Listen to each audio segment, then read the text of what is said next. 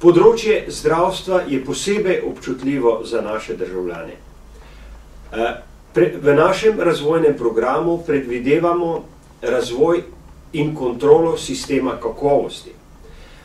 Predvsem želimo povečati avtonomijo vodstvenega kadra na področju zdravstvene dejavnosti in tudi zdravstvenega zavarovalništva.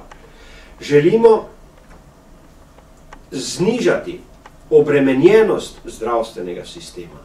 Slovenci obiščejo zdravnika 7-krat na leto. To je veliko v primerjavi naprimer z Švedsko ali Norveško, kjer obiščejo zdravnika samo 4-krat na leto.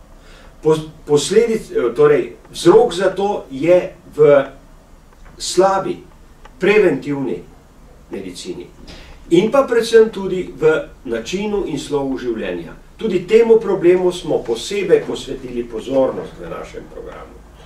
Na drugi strani je potrebno izboljšati povezanost sistema na primarnem nivoju, se pravi povezanost od splošnega zdravnika do specialista in na to naprej do najvišje terciarne dejavnosti na področju zdravstva.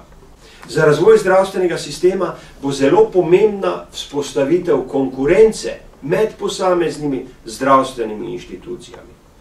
V zadnjem času smo bili priča veliko vprašljivim investicijam v zdravstvu, predvsem vprašljivemu vodenju teh investicij.